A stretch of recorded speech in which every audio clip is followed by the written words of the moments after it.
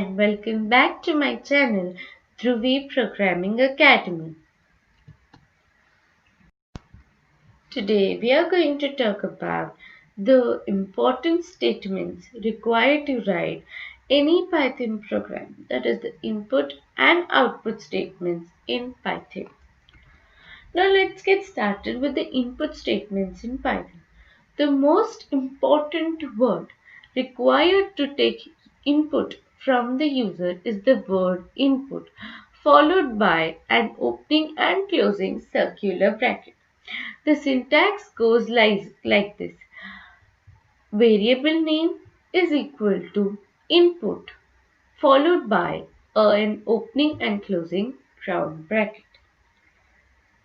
You have to remember that this input statement always takes input from the user in the form of a string.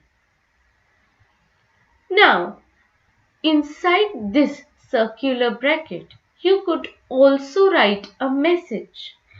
But remember, this message must always be in the form of a string. Secondly, this message is just for the user to understand what you are asking the user, or rather what input should the user give, and it's only for that purpose. Well, you could also write the input statement without this message, but it is always a good practice to always write a message inside this input statement so the user can understand better. So this syntax is the same. Variable name is equal to input. Inside the round bracket, you are writing a message inside double quotes because of course the message will always be a string.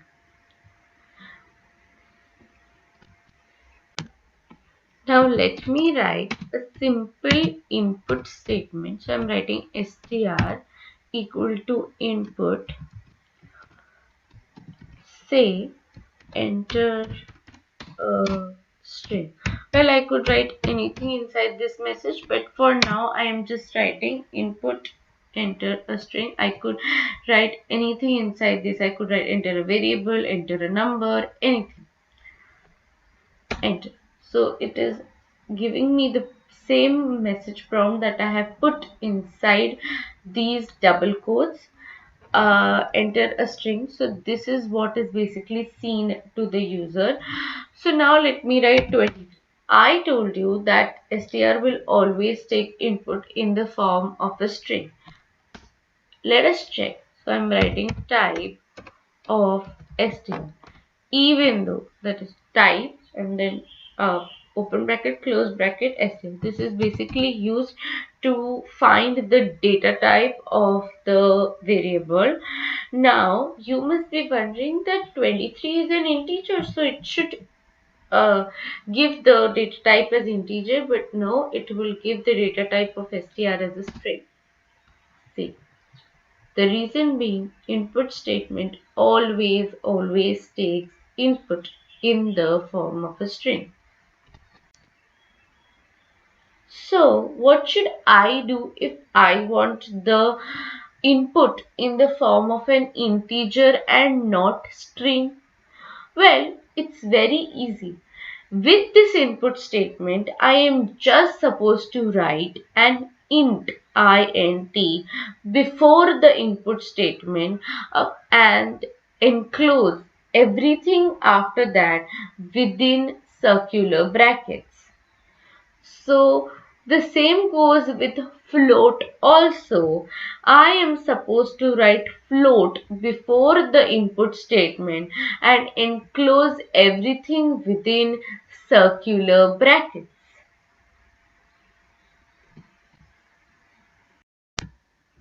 Now I am writing a simple input statement to accept an integer from the user. So I'm writing int and then input, again my circular brackets, inside this I am writing enter an integer.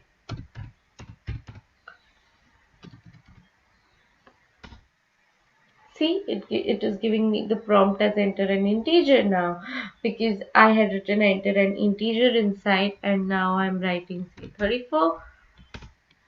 If now I write type num, it is surely going to give me an integer, because we had written int before the input statement, which means convert the string that you find into int. You want to check? See. In the similar manners, you could write float here before the input statement, and whatever is the value will be in float data type. Now there is one more way in which I could find the, or rather take the input from the user in the form of int, and that is, suppose I write a is equal to input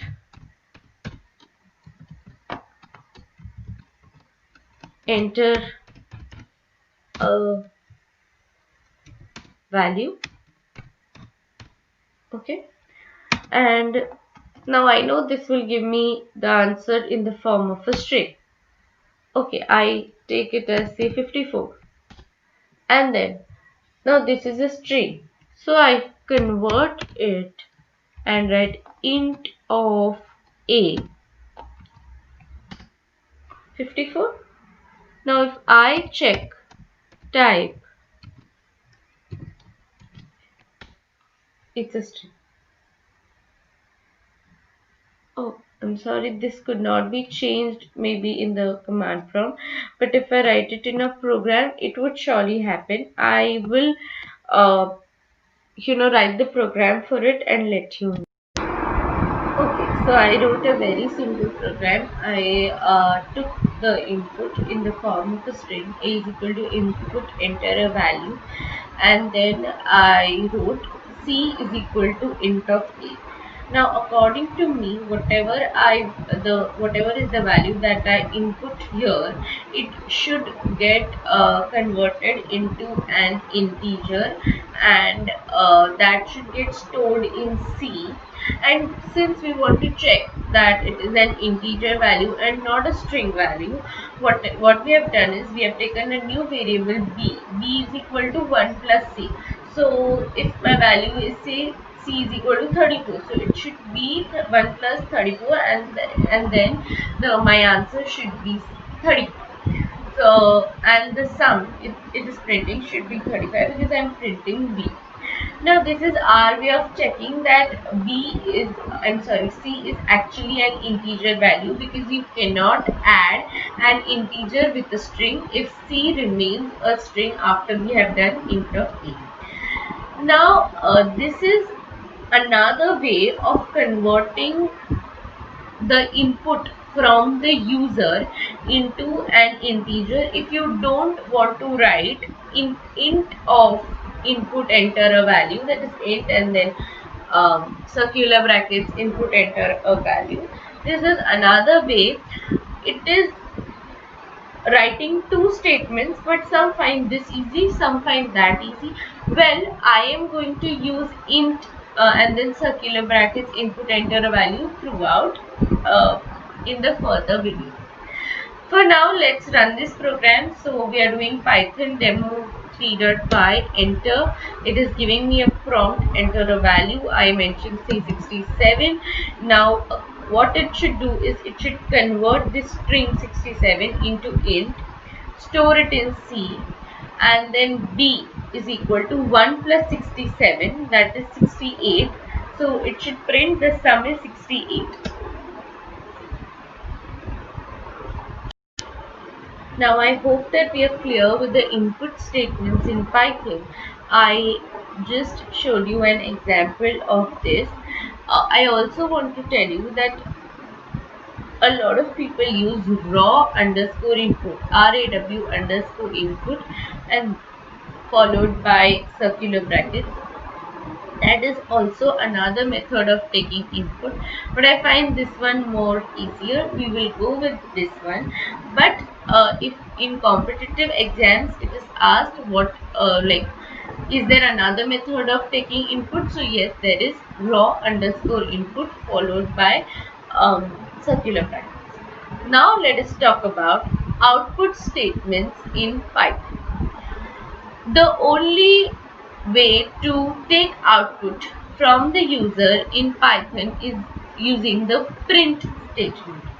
I can write anything with print, print, all in lowercase, followed by circular brackets, and inside those circular brackets, if I want to print a string, say, so I'll use double quotes, and then inside the double quotes I can print the string. Well, print welcome plus Dhruvi. Now what I am doing is I am printing two strings together. Well, I could have written it like this also, print inside double quote welcome space Dhruvi. But here we are just considering strings. Suppose I had to print the value inside two variables, then this would have been more convenient. This is the addition operator, which is basically used to concatenate two strings.